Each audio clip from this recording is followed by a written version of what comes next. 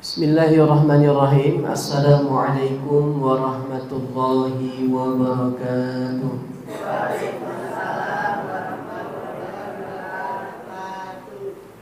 Innal hamdalillah alladzi anara quluba ibadihi almuttaqin bi kitabihil mubin wa ja'ala al-Qur'ana shifaa'an lima fis sudur wa hudan wa rahmatan lil mu'minin. Salatan wa salaman daimain mutalazimain ala habibina ashrafil anbiya'i wal mursalin sayyidina wa maulana Muhammadin wa ala alihi wa ashabihi ajma'in. Allahumma 'allimna bima yanfa'una wanfa'na bima 'allamtana. Rabbana zidna 'ilma warzuqna fahma. Allahumma la sahla illa ma ja'altahu sahla wa anta taj'alul hazna idza syi'ta sahla. Amma ba'd. Ma'asyiral muslimin, bapak-bapak, ibu-ibu, jamaah sekalian yang dirahmati oleh Allah Subhanahu wa taala. Alhamdulillah, syukur kita panjatkan kepada Allah Subhanahu wa taala. Berkat nikmat dari Allah Subhanahu wa taala kita bisa berkumpul bermajelis, majelis yang semoga mendatangkan berkah, majelis yang semoga mendatangkan rahmat dan maghfirah dari Allah Subhanahu wa taala. Shalawat serta salam kita haturkan kepada uswah kita baginda Nabi Muhammad sallallahu alaihi wasallam, kepada keluarganya, para sahabat, para tabi'in dan orang-orang yang senantiasa mengikuti sunnah-sunnah beliau sampai yaumil qiyamah.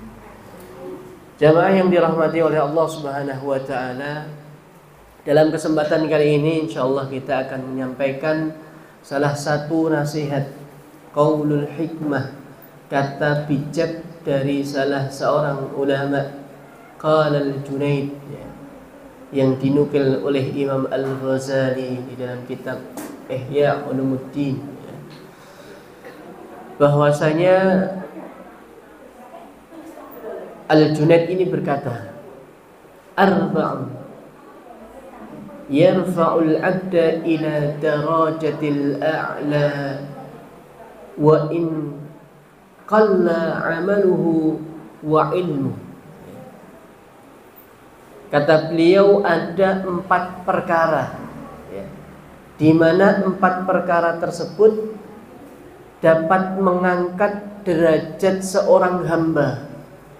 Yarfa'ul 'abda ila darajatil a'la, sampai pada tingkatan yang tinggi, kedudukan yang tinggi.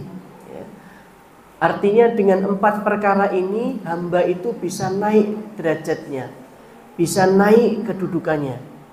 Bahkan setelah itu beliau sampaikan wa in qalla amaluhu wa ilmu, walaupun amalannya sedikit, artinya ibadahnya sedikit. Kalau sholat mungkin yang dikerjakan hanya sholat fardu, tidak mengerjakan sholat sunnah. Kemudian kalaupun siam, hanya siam puasa wajib, puasa sunnah tidak dikerjakan.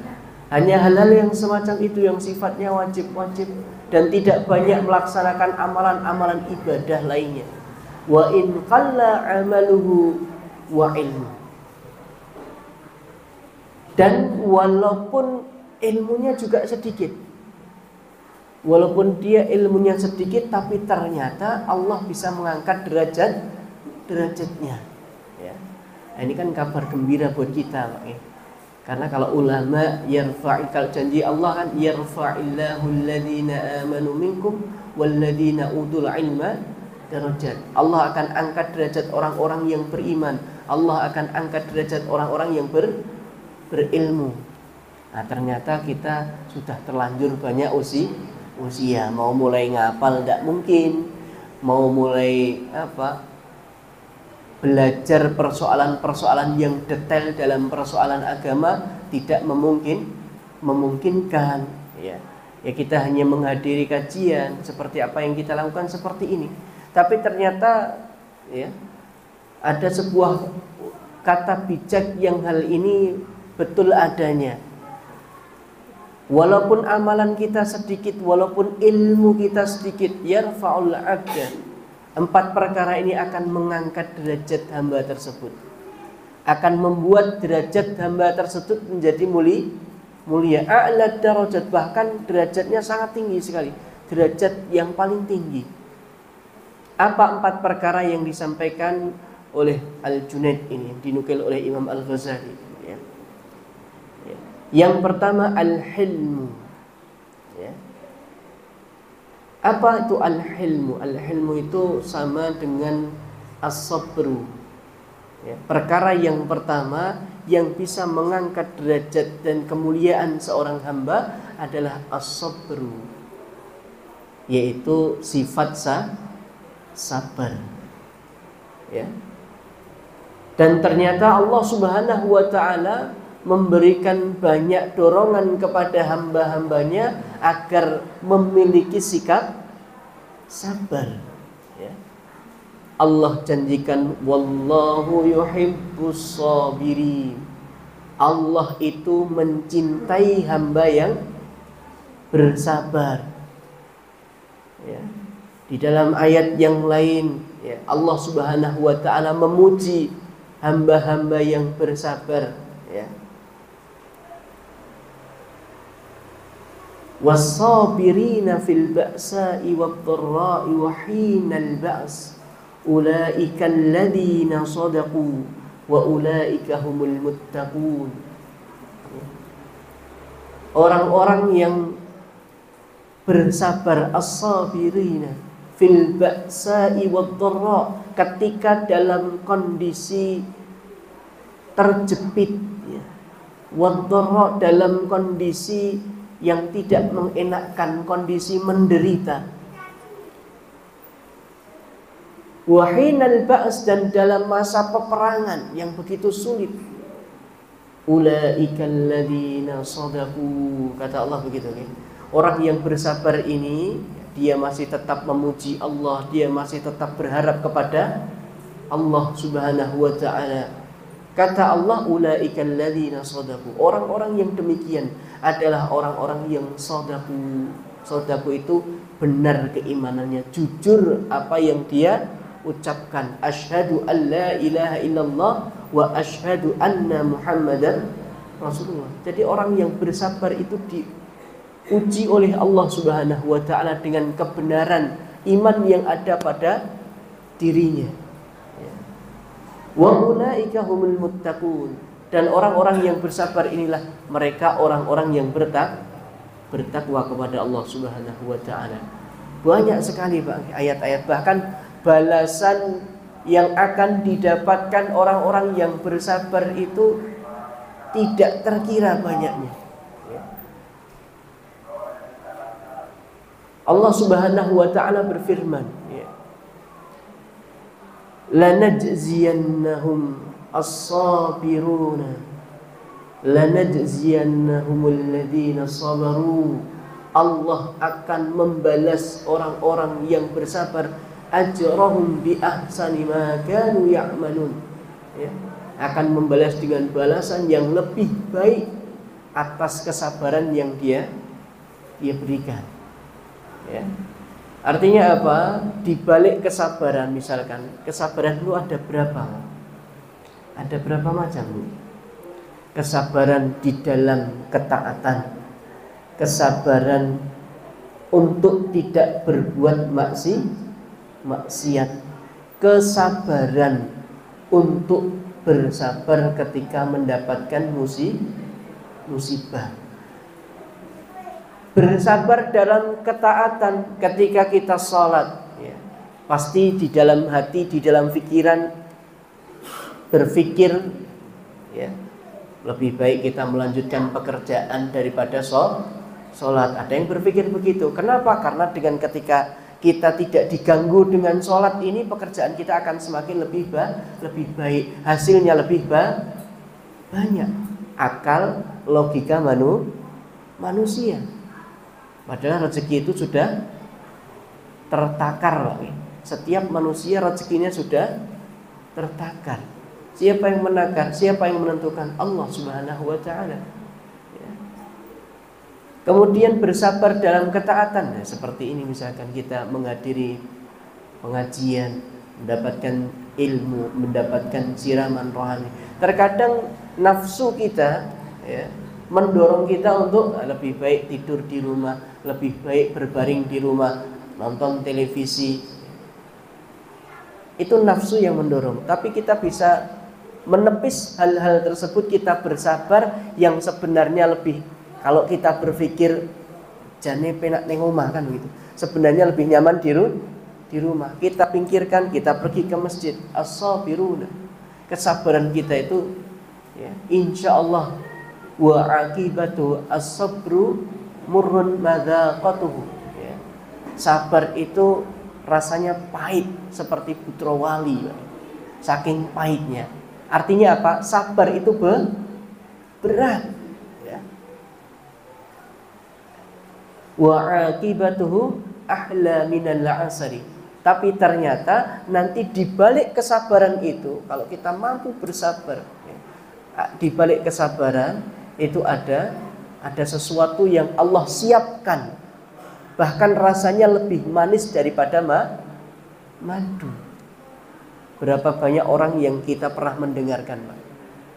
Ada seseorang ini ya, hidupnya Masya Allah, ketika dia memeluk Islam, jebret ya.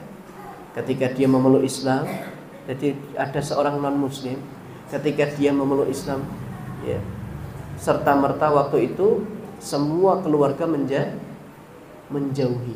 Ujian tidak, ujian dalam ketaatan, ujian di dalam iman ya. Keluarga menjauhi. Dan ini berlaku bagi rata-rata seorang non muslim ketika masuk ke Islam. Biasanya langsung keluarga rata-rata menjauhi. Bahkan ada yang sampai diusir ya.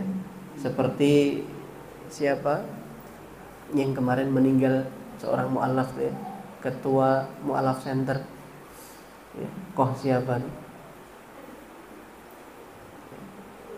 Yang beliau ternyata juga dulu ketika masuk Islam ya, di antara perjalanan hidupnya apa? Tidurnya itu di emperan toko karena diusir oleh orang tuanya. Nah, kita di sini ada yang merasakan seperti itu? Ada yang sudah merasakan seperti itu? Belum. Alhamdulillah kita sejak kecil sudah Allah berikan nikmat iman dan nikmat hidayah. Itu kita pegang betul. Itu ketika dia masuk Islam ya. Ternyata ujiannya terus bertubi. Dan biasanya kami punya kenalan ya, salah seorang ustadz yang ngurusi para mu'alaf ini di Semarang sana. Itu ketika pesan yang disampaikan ketika mereka yang baru masuk Islam, itu pesannya apa? Siap, setelah ini pasti akan mendapatkan ujian yang membuat hidup kita ini mungkin terasa kurangnya nyaman, bahkan tidak nyaman. Ada yang langsung diusir sama keluarganya, dicoret dari kakaknya ya. Ada yang punya mobilnya diambil sama keluarganya karena dulu dibelikan sama keluarganya. Bayangkan Pak, yang hidupnya dulu serba ada, dan ternyata ketika hanya karena mengucapkan 2 kalimat syahadat, asyhadu an la ilaha illallah wa asyhadu anna muhammadar rasulullah, hilang semua kenikmatan dunia ya. Dan ketika mampu bersabar ya, sampai kapan? Wallahu a'lam bishawab. Kita hanya diperintahkan untuk terus bersabar. Akan ada masanya di mana Allah Subhanahu wa taala ya akan memberikan rasa manis dalam kehidupan kita. Karena kita sering mendengar filosofi kehidupan itu bagaikan roda. Suatu saat di atas, berarti suatu saat setelah di atas pasti akan turun kan begitu. Akan turun, atau kadang di samping stagnan di sini lama, kadang dari atas langsung turun ke bawah ya. Kan kehidupan seperti itu. Artinya ketika kita ke bawah, suatu saat Allah pasti akan mengangkat. Kapan? Wallahu a'lam bishawab. Kita hanya diperintahkan untuk terus bersabar. Insya Allah setelah kita mendapatkan di waktu yang tepat dari kesabaran kita, kita harus husnudzon kepada Allah. Setiap ujian yang menimpa kita, di balik ini semua pasti ada hikmah, ada kebaikan untuk diri kita dan keluarga kita. Ya. Baik kebaikan yang saat ini kita mungkin belum tahu, akan kita rasakan setelah nanti ya berjalannya waktu. Dan ini banyak terjadi. Mungkin di antara panjenengan sudah pernah merasakan demikian. Dulu ujiannya berat, tapi alhamdulillah ternyata akhirnya ya. Dulu ya, Masya Allah ketika kami daftar waktu sekolah dulu Pak, rencana orang tua tuh didaftarkan di SMA negeri gitu Pak. Karena kan dulu favorit nyari negeri SMA. Kalau tidak salah SMA 5 dulu Pak. Mau didaftarkan di sana. Dulu belum zonasi Pak. Jadi masih mana yang baik kan dicari, kan diburu. Masukkan di SMA 5. Saya sama mas saya mau dimasukkan sana. Orang tua sudah berharap nanti negeri, kemudian kuliah jadi PNS kan gitu Pak. Karena track recordnya pendidikannya alhamdulillah bagus kan gitu. Dari SD sudah bagus, SMP alhamdulillah bagus. Maka targetnya orang tua itu biar jadi pegawai negeri gitu. Ternyata apa yang terjadi ketika masuk di SMA itu tidak diterima. Aneh. Kenapa aneh? Teman saya yang secara nilai di bawah saya justru malah, jadi kita selesai ketemu itu ngobrol, Pak. Antum kalau dulu bukan antum, Pak. Ditampora gitu. Diterima. Jawab, alhamdulillah diterima. Saya Pak Planggong kan gitu. Dia diterima. Saya baca lagi tidak diterima. Itu rasanya tuh Masya Allah. Orang tua sudah berharap banyak, tapi ternyata kita tidak bisa memberikan apa yang diharapkan oleh orang tua. Rasanya tuh kayak gimana gitu Pak. Tapi ternyata di balik itu semua ya, Allah memberikan sebuah hikmah yang luar biasa. SMA tidak diterima ya. Akhirnya langsung mas saya yang pertama ya, langsung ngelobi orang tua, tidak usah ribet-ribet, tidak usah bingung, langsung saja ke pondok, tidak apa-apa. Langsung Mbak di pondok, alhamdulillah tidak tahu orang tua kok langsung, ya wis tidak apa-apa terserah. Yen bocah gelem, mangkat, ora gelem jangan dipaksa. Akhirnya waktu itu pikirannya bismillah lah. Tidak ada kepikiran pondok dulu Pak. Akhirnya mondok. Disitulah mulai. Sampai sekarang alhamdulillah. Justru malah menurut kami kok kayaknya lebih baik. Tidak tahu dulu kalau saya masuk SMA itu jadinya seperti apa, kita juga tidak tahu. Kalau menurut kami lebih baik seperti ini. Di balik itu ternyata ada sesuatu yang manis. Ada kemarin beberapa bulan yang sebelum Ramadan, ketika kami ngisi di Delangu, di daerah Delangu ada pasangan dokter laki-laki dan perempuan ya. Anaknya Masya Allah karena semuanya dokter, disekolahkan sekolah yang terbaik kan gitu. Di antara sekolah terbaik itu, dan namanya terbaik biasanya harganya biayanya luar biasa. Sekolahnya di Solo Baru Al Azhar. Itu kan biayanya luar biasa, Pak. Sekolahnya di sana, SMP mau lulus. Ya. Jadi setelah kami ngisi kajian di situ, yang ada kan ya tempat klinik dokternya itu, bawahnya klinik, atasnya ada kafe buat makan. Itu diadakan pengajian di situ. Ya, setelah pengajian selesai cerita, Ustaz, alhamdulillah Ustaz, ya, anak saya sudah kesini semakin baik. Penasaran kali, lu kok bisa Pak? Maksudnya gimana Pak? Tanggap Pak, ya, kita dengarkan ceritanya. Diceritakan gini Ustaz, dulu anak saya sekolahnya di Al Azhar. Alhamdulillah tadi yang baca tilawah tadi di Al Azhar, dia juara 3 Ustaz tilawah antar Al Azhar, sekolah Al Azhar tingkat Indonesia juara 3 Ustaz. Kan bangga Pak ya, dokter. Ibunya juga dokter, bangga. Mertuanya juga dokter, dari keluarga dokter. Makanya gini Ustaz, rencana saya anak ini juga besok rencananya jadi dokter karena keluarganya dokter, ibu saya, istri dokter, mertua dokter, dokter, makanya anak saya targetnya jadi dokter. lulus SMP, rencana saya masukkan ke SMA IPA di Al-Azhar biar lanjut terus ke sana. Ternyata di Al-Azhar dia tidak diterima. Satu, tidak diterima sudah bingung Pak. Terus disekolahkan di mana lagi? Satu itu, dua, yang tambah bingung apa lagi? Ternyata anak tersebut ya, di dalam kamar ya, dia sering nangis sendiri, sering ketawa sendiri. Bahkan ini Ustaz, di kelopak matanya itu agak berwarna hitam dua-duanya. Dan berat badannya itu seingat saya ya, disampaikan dokter itu di atas 170 kilo Pak.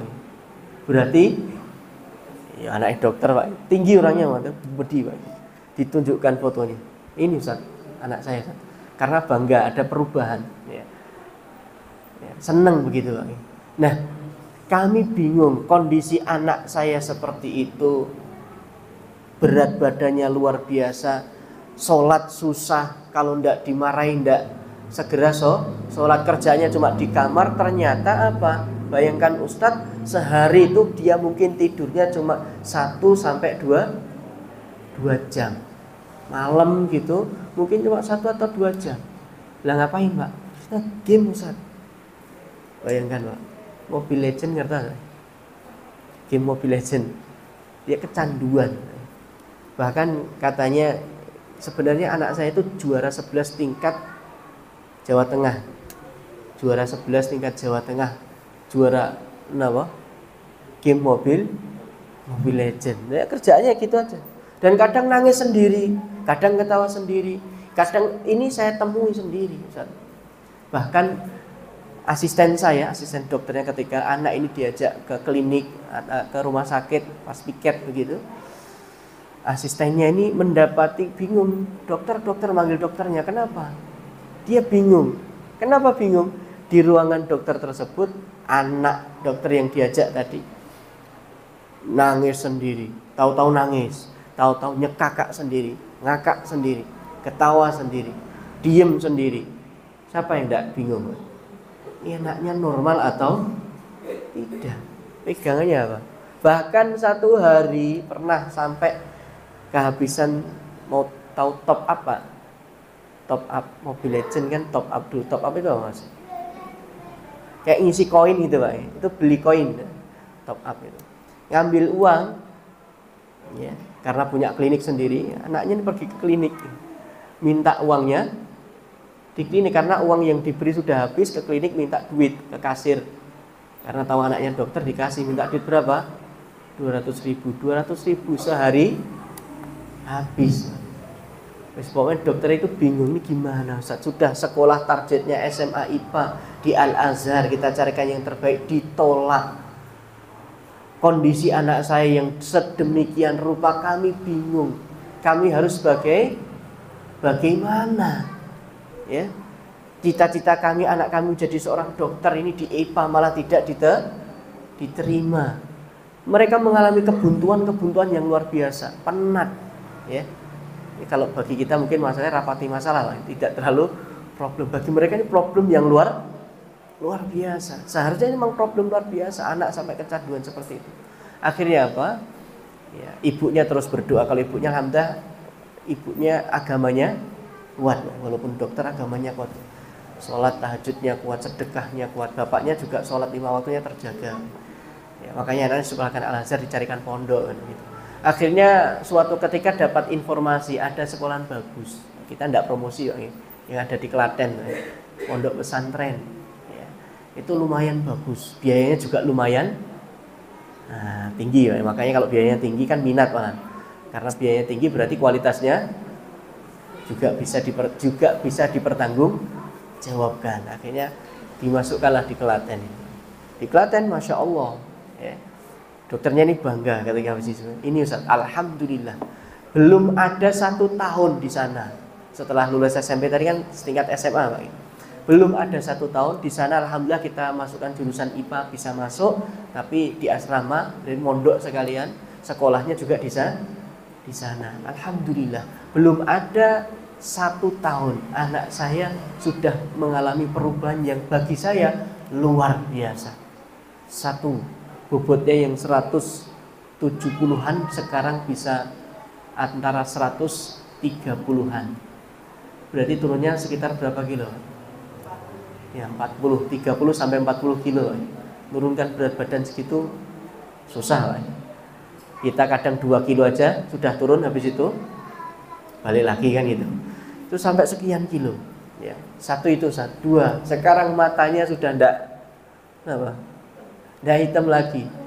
Ya, sudah sekarang badannya agak langsing, tinggi, dan sekarang itu sholat pun di rumah. Kalau dulu harus kita kejar-kejar dulu, sekarang kebalikannya. Adiknya itu udah waktunya sholat, dia mau pergi ke masjid, adiknya mesti dibangunkan atau diajak sholat dulu. Dia pergi ke masjid tanpa harus diperintah. Keuangan, Ustaz, kami 1 bulan ke sana. Bulan pertama, bulan kedua kan kita kasih uang jajan namanya, jajannya anak orang kaya berapa Pak?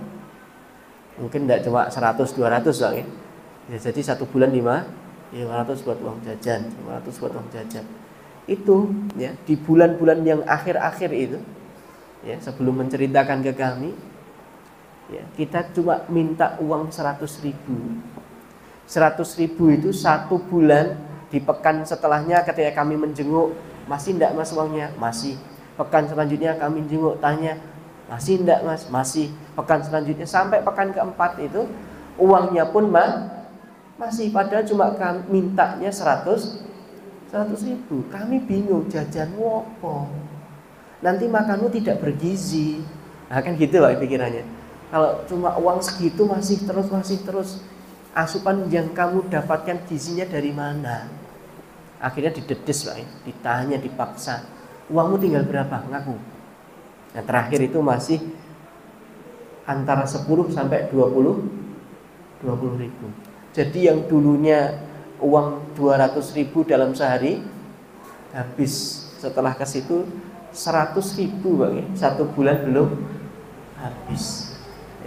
Karena memang cuma buat uang jajan Pak. Yang lain sudah dicukupi. Sabun dan sebagainya sudah dicukupi, hanya untuk uang jajan. Ma'asyiral muslimin hadanillahi wa iyyakum. Ternyata di balik kesabaran tadi ada sesuatu yang Allah siapkan untuk membuat gembiranya hati seorang yang bersabar. Kapan itu? Allah yang tahu kapan memberikan kegembiraan tersebut kepada seorang hamba. Jangan sampai kita menuntut, ya Allah saya sudah bersabar kok tidak pernah datang kabar gembira untuk saya. Jangan sampai.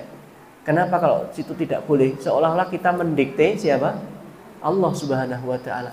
Sedangkan Allah itu Maha tahu kapan kegembiraan itu diberikan. Kapan kesabaran itu dicukupkan oleh Allah. Hanya Allah yang tahu. Makanya kita cukup bismillah, ya Allah, seberat apapun ujian yang menimpa saya, ya Allah, kuatkanlah kesabaran saya. Mohon sama Allah agar supaya kita terus dikuatkan kesabaran. Wallahu a'lam bishawab. Jamaah yang dirahmati oleh Allah Subhanahu wa taala, kadang ada istilah orang Jawa napa? Wang sinawang. Orang tuh melihat orang lain kayaknya hidupnya nyaman, enak, padahal orang lain ini, orang yang mungkin punya rumahnya sudah rumah mewah, punya mobil mewah ya, ternyata diuji dengan ujian yang lain. Terkadang pikiran orang seperti itu, enak sekali dia hidupnya, nyaman sekali, tapi ternyata diuji dari rumah tangga, karakter suaminya, karakter istrinya, karakter anaknya yang kacau balau. Di rumah itu rasanya bukan ketenangan, tapi seringnya adalah keributan. Akhirnya rumah itu cuma sekedar transit. Sebentar keluar, transit, tidur, selesai, keluar. Sedangkan ada yang rumahnya biasa ya, uangnya pun juga pas-pasan, tapi di situ Allah memberikan kebahagiaan. Ada tidak? Ada. Makanya hidup itu kadang wang sinawang. Orang terlalu banyak, jangan terus wang sinawang melihat orang lain. Setiap orang itu pasti ada ujiannya Dan jangan pernah kita beranggapan ujian yang menimpa kita itu adalah ujian yang paling berat. Dulu kami juga ada ujian berat. Saya harus bekerja begini. Saya harus ngurusi orang sakit, bekerja, ngurusi anak, ngurusi orang sakit, kerja, cari uang, ngurus. Itu seperti itu. Dan bismillah, enjoy saja. Ya ini ujian saya, kita jalan. Ini bagian dari perjalanan hidup saya. Jadi ingatkan Mbak, jangan pernah kita seolah-olah mendapatkan ujian yang paling berat. Kalau pikiran kita seperti itu, apa yang terjadi? Ya stres lagi, ya kan? Karena dalam kehidupan pasti akan ada ujian. Jadi yang pertama as-sabirun, kesabaran. Ya, itu akan meningkatkan kualitas kita, akan meningkatkan kedudukan atau membuat kedudukan kita naik. Orang yang bersabar itu, masya Allah, akan Allah angkat derajatnya. Kemudian yang kedua, at-tawadhu. Saya izin minum dulu Pak.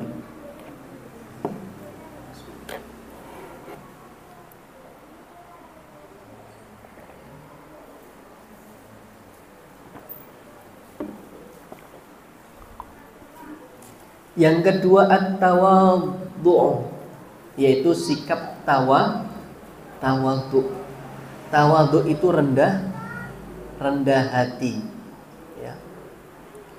Rasulullah Shallallahu Alaihi Wasallam dalam salah satu hadisnya beliau menyampaikan, walaqad uhiya ilayya an tawadhu.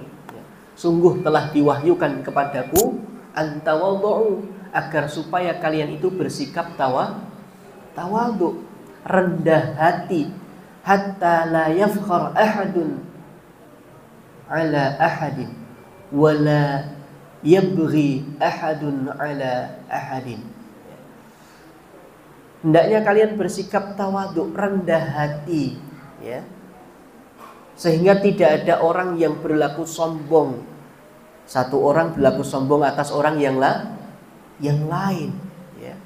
Berlaku congkak antara satu dengan yang lain. Artinya apa? Rendah hati ini bagian dari ajaran Rasulullah Shallallahu Alaihi Wasallam.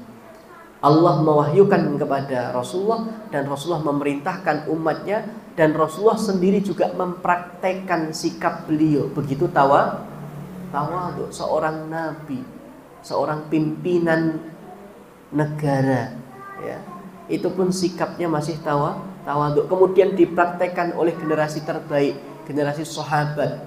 Kita tahu kisah yang masyhur, kisahnya Umar bin Khattab tatkala dicari orang Yahudi, di mana orang Yahudi ini jauh-jauh dari negara Mesir, mencari siapa?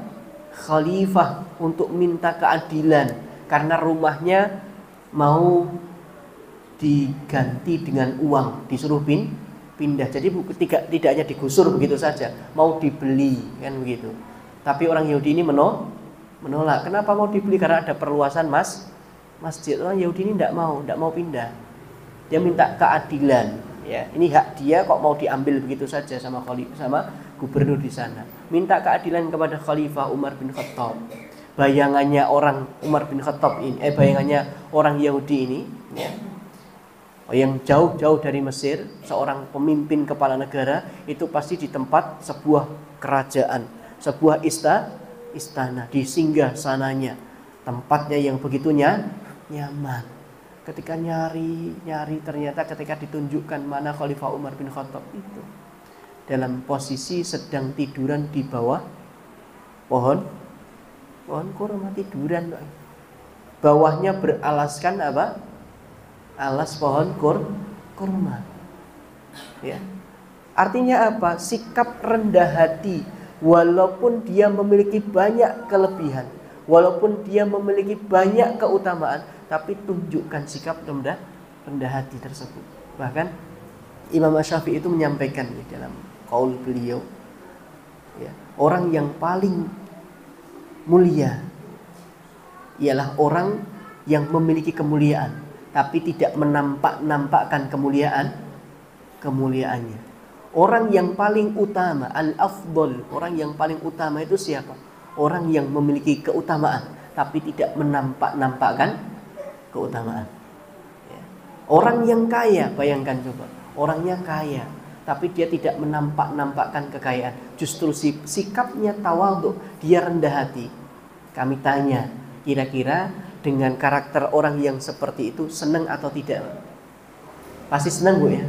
Ada orang kaya sama kita baik, artinya dia biasa saja, tidak menunjukkan kekayaannya, tidak mewahkan kekayaannya. Bersikap tawadhu, rendah hati, seolah-olah dia sekelas dengan kita, padahal di belakangnya rumahnya megah, mobilnya banyak, ya, kerjaannya, gajinya luar biasa, usahanya banyak, tapi dia biasa saja. Kita yakin, bangga dan semakin hormat dengan orang yang semacam itu. Betul tidak?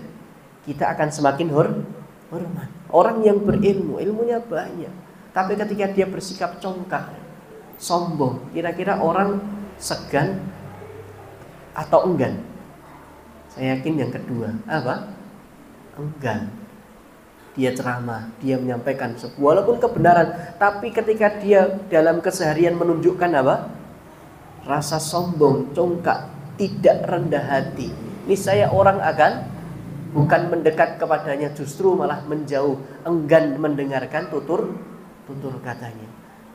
Makanya at-tawadhu, rendah hati ini, ya, sikap adab rendah hati, ya. Kalau kita mungkin sopan santun, di antara bentuk rendah hati itu kan apa? Punya adab, andab, asor, sopan, santun, ini kita terapkan termasuk kepada anak-anak kita. Anak-anak kita biasakan untuk bersikap. Sekarang kita bayangkan kalau zaman dulu kan, anak kecil sama orang tua tidak berbahasa Jawa yang halus, diseneni mboten lho, digetakake mboten. Yen jenengan pun nate rasake mboten? Yen kula nate wae, pancerengine won mendelik ngono. Mboten saged basa Jawa halus kalih tiyang sanes sing luwih sepuh, yang orang yang lebih tua, kita ndak bisa berbicara dengan bahasa Jawa yang halus wis. Mesti disentek bar kuwi diwejangi dawa-dawa kalih tiyang sepuh. Ya, dulu seperti itu. Nah, sekarang masyaallah, naudzubillah ya. Enggak tahu ini model tarbiyah pendidikan seperti apa kok menurunkan generasi yang seolah-olah adab ini sudah tidak ada harganya. Padahal kalau ucapan para ulama itu kullu syai'in rahusa, kullu syai'in idza kathura rahusa ilal adab. Segala sesuatu itu kalau sudah jumlahnya banyak itu pasti akan murah. Kecuali apa? Adab. Orang itu semakin beradab, orang banyak tambah banyak, tetap bernilai tidak orang beradab? Tetap bernilai. Makanya adab ini perlu kita tanamkan pada diri kita, bagaimana sopan santun, bagaimana beradab, ya, bertindak tanduk kepada orang yang lebih tua, orang yang di bawahnya, itu kita praktekkan. Kemudian yang ketiga, sebelum kita yang terakhir lagi, as-sakha'u, ya. Apa itu as-sakha'? As-sakha' itu orang yang dermawan. Kita tidak banyak ilmu tadi, kita tidak banyak ilmu, misalkan amal kita juga pas-pasan, ilmu kita pas-pasan. Itu ketika kita dermawan, kira-kira orangnya akan terangkat nggak derajatnya? Pasti terangkat. Entah kaya, entah miskin, karena dermawan itu tidak melihat kaya, tidak melihat miskin. Karena sifat karakter orang yang bertakwa itu apa? Alladzina yunfikuna fis sarra'i wad-dharra. Ya, orang yang berinfak dalam apa? Kondisi ketika dia lapang ataupun dalam kondisi sempit. Kalau pas lapang bisa keluar 50.000, 100.000. Pas sempit mungkin mohon maaf cuma 2.000. Tapi tetap yunfik, tetap keluar. Karena dengan ini nanti sebenarnya dengan kita mengeluarkan ini kita tidak sadar apa? Kita didoakan oleh para malaikat. Apa doa malaikat? Allahumma ati munfiqan khalafan wa mumsikan talafan, hadis riwayat Muslim. Ya Allah, berikan ganti orang-orang yang menginfakkan hartanya dengan ganti yang lebih baik. Dan apa? Hancurkan siapa? Orang-orang yang menahan hartanya. Jadi yunfik, menginfakkan ini Masya Allah sebenarnya akan membuahkan hasil yang luar biasa buat hidup kita. Jamaah yang dirahmati oleh Allah Subhanahu wa ta'ala, as-sakha maka nyah-nyoh itu kita budayakan Pak Ge. Dalam wujud apapun ya. Walaupun kita tidak bisa nyah-nyoh dan tidak harus jumlah banyak Pak Ge. Ada beberapa masjid itu ya.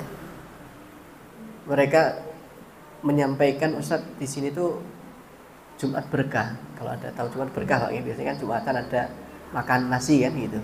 Itu alhamdulillah dari jamaah Ustaz. Ada yang datangkan cuma 5 bungkus nasi. 5 bungkus nasi itu kalau kita masak sendiri Pak, kita belikan telur, itu sampai habis 30.000 atau 60.000. Paling kan 30 sampai 40.000. Kalau kita masak sendiri mungkin tidak nyampe segitu. Kita bungkus nasi secukupnya 5, kita berikan masjid. Kira-kira datang bawa 5 bungkus telur semampu kita Pak ya. Mungkin cuma oseng-oseng sama kasih telur setengah-setengah Pak ya. Kan sudah pantas kan begitu. Kasih sambal dikit. Kita bawa 5 bungkus ke masjid. Takmirnya marah-marah atau tidak? Marah-marah atau alhamdulillah? Saya yakin takmir yang bijak itu pasti Masya Allah, alhamdulillah akan diterima. 5 bungkus. Tergantung kitanya mau atau tidak. Ya, ada yang seperti itu, datang 5, ada yang datang bawa 10, ada yang karena dia repot masak akhirnya dipesankan langsung. Ya, pesan 50.000, dia punya uang buat Jumat berkah Mas, nanti kasihkan ke masjid 50. Berapa bungkus jadinya? Terserah, pokoknya nanti kasihkan masjid. Karena mereka yakin harta ini nanti ketika kita sedekahkan bukannya berkurang, mana qasad shadaqatun min malin. Kata Rasulullah, tidak akan pernah berkurang harta yang disedekahkan, akan terus bertambah. Dan mungkin juga di antara panjenengan ada yang merasakan bersedekah itu bukannya berkurang, malah justru ada saja rezeki yang lain dari arah yang tidak disangka-sangka. Kita keluarkan lagi, ada lagi. Kita keluarkan, ada lagi. Allah a'lam bishawab. Dan yang terakhir apa itu? Yang dapat membuat derajat kita naik, ya, kedudukan, harga diri dan kehormatan kita naik apa? Husnul khuluq. Nah, ini hampir mirip sebenarnya. Husnul khuluq itu apa? Akhlak yang baik. Berakhlak yang baik kepada siapapun, tidak pandang bulu apakah dia muslim ataupun non muslim. Karena di dalam hadis itu wa khaliqin nasa bi khuluqin hasanin, riwayat Tirmidzi, dan berakhlaklah, berpergaulilah manusia dengan akhlak yang baik. Wa khaliqin nas, ya. Di situ Rasulullah menyampaikan kepada seluruh manusia, tidak hanya muslim saja, ya. Seluruh manusia, baik muslim ataupun non muslim, sehingga kadang kita kepada non muslim itu sudah baik, apalagi kepada orang-orang muslim, kan begitu. Kepada orang non muslim saja baik, apalagi kepada sesama muslim. Tapi sekarang repot Pak, karena perintah Rasulullah kan kepada seluruh manusia. Nah sekarang sesama muslim saja karena beda bendera itu sudah tidak bisa menunjukkan akhlak yang baik. Kadang benderanya hijau, kadang biru, kadang hitam kuning, ya, macam-macam benderanya. Itu saja padahal masih dalam rel sama-sama beragama Islam, apalagi masih satu ikatan Ahlus Sunnah wal Jamaah. Itu saja ya, masih bentroknya luar biasa. Kita tidak bisa menunjukkan akhlak seorang muslim. Nah, ini perlu dikoreksi. Tunjukkan akhlak keislaman, bahwasanya Islam itu mencintai kedamaian. Kadang pikiran non muslim itu Islam itu radikal, Islam itu kopar, kafir, kan begitu Pak ya? Itu pikiran orang non muslim. Kadang begitu pikirannya, Islam itu kaku, Islam itu banyak terlalu mengekang, ya. Tidak boleh asal bergaul, boleh, Masya Allah. Ketika kita bergaul dengan non muslim, ya, kita tunjukkan dengan akhlak yang baik. Semoga dengan itu Allah memberikan hidayah. Lalu kita tidak tahu Pak. Makanya ketika ada kadang begini Pak, mohon maaf ini ya, kemarin tuh ketika kami isi kajian ada yang bertanya, Ustadz ya, bagaimana hukum orang yang dia melakukan transaksi riba ya, dia tahu itu riba, kemudian dia bangga dengan ribanya, itu gimana Ustaz? Hukumnya orang ini bagaimana? Kami jawab, dia agamanya Islam enggak Mas? Islam. Kalau kita sebagai seorang muslim, kita jangan terlalu sibuk menghukumi orang lain. Kita sibuk menyalahkan orang lain. Kita tahu kalau perbuatan dia salah. Tapi ketika kita melihat dia seorang muslim, pikiran yang ada di benak kita sebagai seorang muslim itu seharusnya apa? Saudara kita saat ini sudah diambang jurang yang begitu dalam. Kalau kita melihat saudara yang sudah ada di ambang jurang, di pinggir jurang, apa yang kita lakukan? Ditendang atau ditarik? Pasti kita tarik, kita selamatkan, kan begitu? Artinya apa? Bagaimana kita berpikir, bagaimana kita bisa menasehati, bagaimana kita bisa membuat saudara kita ini tadi sadar dan meninggalkan riba, bukan malah sibuk kamu pelaku dosa besar, kamu besok yang ngerokok, dosamu gede banget. Justru malah dengan seperti itu bukannya semakin baik, malah semakin buruk, ya. Boleh kita sampaikan dengan cara yang baik besarnya dosa riba, tapi jangan sampai menghukumi, ya. Wallahu a'lam bishawab. Yang keempat ini kita tunjukkan akhlak yang mulia. Insya Allah Allah akan mengangkat derajat kita baik di dunia ataupun di akhirat. Dan kata apa? Junaid, ya, seorang alim ini, seorang ulama ini mengatakan wahwa akmalul iman. Inilah ketika sudah bisa mempraktekkan 4 perkara tadi, menunjukkan sempurnanya iman. Wallahu a'lam bishawab. Mungkin hanya ini yang dapat kami sampaikan. Semoga apa yang kami sampaikan bermanfaat. 4 perkara yang bisa mengangkat derajat kita, walaupun ilmu kita sedikit, walaupun amalan kita sedikit, yaitu yang pertama kesabaran kita, kemudian rasa rendah hati, kemudian yang ketiga dermawan, dan yang keempat akhlak yang baik. Ketika 4 hal ini bisa kita usahakan pada diri kita, anak kita, insya Allah Allah akan mengangkat derajat kita di dunia dan di akhirat. Dari saya cukup sekian, kurang lebihnya kami mohon maaf yang sebesar-besarnya. Billahi taufiq wal hidayah wa ridha wal inayah. Wassalamualaikum warahmatullahi wabarakatuh.